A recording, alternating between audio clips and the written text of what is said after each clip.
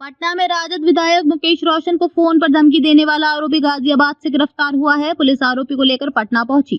जांच में विधायक को धमकी देने वाली बात गलत निकली। आरोपी का अपनी पत्नी से विवाद चल रहा है। इसी विवाद में मदद के लिए आरोपी ने अपने विधायक को कॉल किया था। पुलिस आरोपी को बॉन्ड भरवा कर छोड़ रही है। पटना में 16 दिसंबर को महुआ विधायक मुकेश रोशन को मारने और उनके घर सहित कार्यालय को जला देने की धमकी देने का मामला कोतवाली थाना में दर्ज कराया गया था।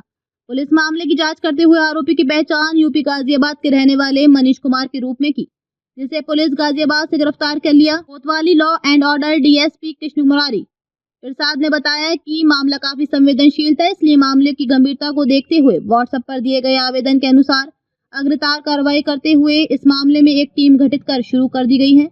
जांच के क्रम में तकनीकी अनुसंधान में पता चला कि धमकी भरा कॉल जिस मोबाइल फोन नंबर से किया गया वो उसका लोकेशन यूपी गाजियाबाद का है, जिसकी अग्रतर जानकारी इकट्ठा कर मामले के अनुसंधान में पता चला है कि उक्त धमकी देने वाले युवक का नाम मनीष कुमार है।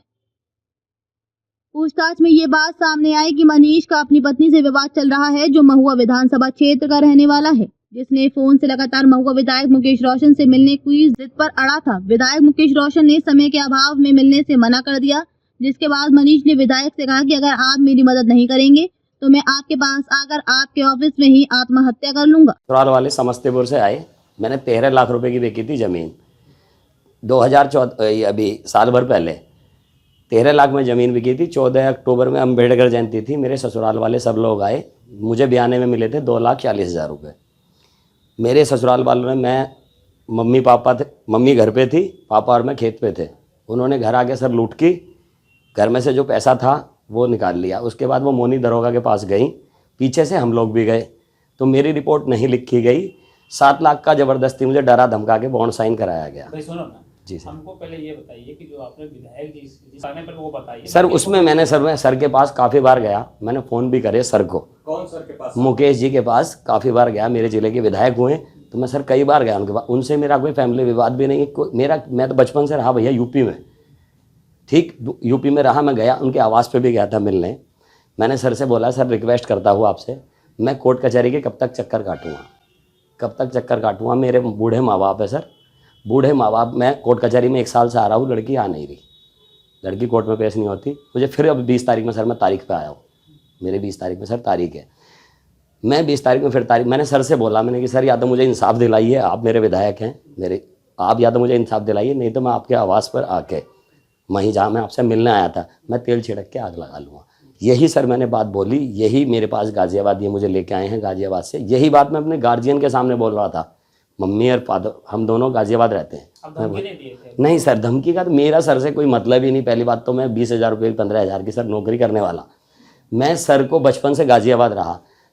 अगर मैं यहाँ रहता बिहार में तो सर से हाँ भाई कोई मेरा मैटर हो। सर मैं 10 दिन के लिए आता हूँ यहाँ, 15 दिन के लिए। मेरा सर से क्या विवाद, मेरी कोई पर्सनल दुश्मनी सर से क्या होगी? क्या गुहार लगाने गए थे? मैं गुहार लगाने गया था सर से कि मेरी बच्चों से मुझे मिलवाया जाए। मेरे बच्चे हैं 4 साल से, मैं ना तो मैं अपने बच्चों से मिल पा रहा, मैं बच्चों से मिलाया जाए बच्चों से मुझे। मेरी ससुराल वालों से मेरा केस सॉर्ट आउट कराया जाए और इसमें सर मेरी मदद करें। यही बात थी। इसके आप सर मैं सर को धमकी क्यों दूँ? इकलौता लड़का घर में, मेरी दोनों सिस्टर की शादी यूपी में हुई है, मेरे पट्टेदार से ज़मीनी झंझट चल रहा है सर यहाँ। मैं क्यों सर से लड़ूंगा, क्यों गलत बोलूँगा? सर ने ये चीज़ गलत तरीके से ली होगी सर, मैं गलत नहीं बोलूँगा। क्यों बोलूँगा सर से? मेरा कोई फैमिली मैटर तो है नहीं सर से। मैं फैमिली के चक्कर में खुद पड़ता दूँ सर। विधायक ने तो साफ कहा है कि आपने धमकी दी। नहीं सर, ऐसा कुछ जो नहीं सर, नहीं सर, मैंने फ़ोन किया था, मैं झूठ थोड़ी बोल रहा हूँ। मैंने कॉल की थी। कॉल करने के बाद उनकी पार्टियों के आदमियों के कई बार सर फ़ोन आए थे। उनकी पार्टियों के कई आदमियों के पास मेरे पास फ़ोन आए। मैंने सबसे एक ही बात बताई, सभी आदमियों से मैंने कि सर मैं धमकी क्यों दूंगा?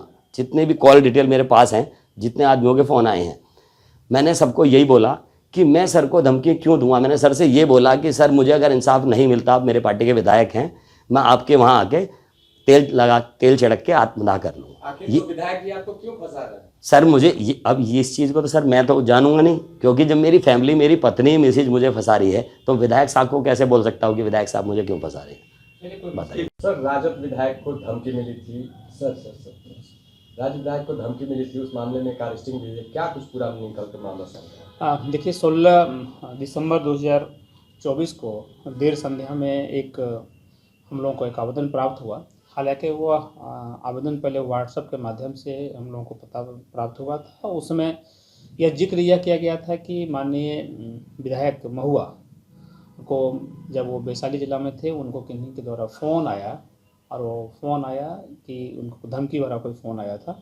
उसी फ़ोन की सूचना तत्काल पटना जिला में थाना को मिली और अन्य पदाधिकारियों को भी मिली। उसी को संज्ञान लेते हुए हम लोगों ने आगे की कार्रवाई किया था। इस संबंध में हम परसों भी हम लोग आप लोगों को ब्रीफ किया था। आज अपडेट यही है कि जिनके द्वारा यह धमकी देने की बातें बताई गई थी, उनको हम लोगों ने गाज़ियाबाद से लाया है, और उनसे आगे की जानकारी में यह बताई गई है कि उनका नाम मनीष चौधरी है। वो मूल रूप से महुआ विधानसभा क्षेत्र के ही रहने वाले हैं। इनकी शादी पातेपुर, जो वैशाली जिला, ये समस्तीपुर जिला के हैं, वहाँ पर इनकी शादी हुई थी, और पिछले 4 सालों से इनको बच्चे से मिलने के नहीं दिया जाता। कहीं न कहीं फैमिली डिस्प्यूट चल रहे हैं, केस कोर्ट में भी केस इनका है। उसी के संबंध में कुछ झगड़ा झंझट भी हुई थी, और उसी झगड़ा को निपटारा के लिए इन्होंने माननीय विधायक के पास अप्रोच किया था। उससे अप्रोच करने के बाद उन्होंने, चूँकि ये पूर्व से जो मनीष चौधरी हैं, पहले से ही ये गाज़ियाबाद में ही रहते हैं। इन्होंने कहा है कि मेरी जन्म भी वहीं पर हुई है, तो वहीं से इनको फ़ोन किया था कि हमारा काम करा दीजिए, काम यदि नहीं होगी, हम लोग ये हो गए तो हम लोग आकर के आत्महत्या कर लेंगे। हालांकि इन्होंने अभी तक इतना ही बात कही है। आगे इन्होंने ये बताया कि मेरे साथ में यदि और भी कुछ यदि मैंने कहा हो माननीय विधायक को, तो वो प्रमाण दें। मेरे पास मैंने इसके अतिरिक्त कुछ बातें नहीं कही है। हम लोगों ने इसकी जांच करी है। जांच करने पर बातें जो भी आई है, इस पर हम लोग इनको विधिवत PR बॉन्ड पर तत्काल मुक्त करेंगे, और आगे इनके द्वारा कोई ऐसा घटना नहीं किया जाए, इनके द्वारा कुछ नहीं, इसके लिए हम लोग बॉन्ड भी भरवा ले रहे हैं। राजद विधायक ने साफ तौर से आरोप लगाया था कि फोन पर उन्हें जान मारने की धमकी गई है। इस आरोपी के मोबाइल को खंगाला गया, और क्या कुछ? देखिए, अभी तक की जो तकनीकी और इनके द्वारा जो जांच हुई है, जांच में यही बात आई है कि इन्होंने अपने फरियादी बनकर गए थे उनके पास में, और कहीं न कहीं अपने गुहार लगा रहे थे। सामाजिक जीवन में ये चीज़ तो आम बातें हैं, और उनके अपने समस्या को समाधान नहीं होने कारण से ही उन्होंने फ़ोन किया था। और फ़ोन में इन्होंने यही कहा कि हमने कहा था कि मेरा काम नहीं होगा तो मैं सुसाइड कर लूँगा। जहाँ तक धमकी की बातें हैं, तो अभी तक कोई प्रमाण नहीं आ पाया है। विधायक जी ने तो पुलिस को गलत इन्फॉर्मेशन दिया। इस संबंध में उनको कहीं न कहीं इसी, चूँकि ये बातें कही गई है कि हमने अब मेरा काम करा लीजिए, नहीं धमकी ये नहीं तो मैं सुसाइड कर लूँगा, तो कहीं न कहीं उनको फील हुआ होगा कि ये धमकी है या कुछ अन्य बातें हैं। मैं माननीय विधायक जी से भी इस संबंध में, साक्ष्य के संबंध में बात कर लूँगा। Thank you.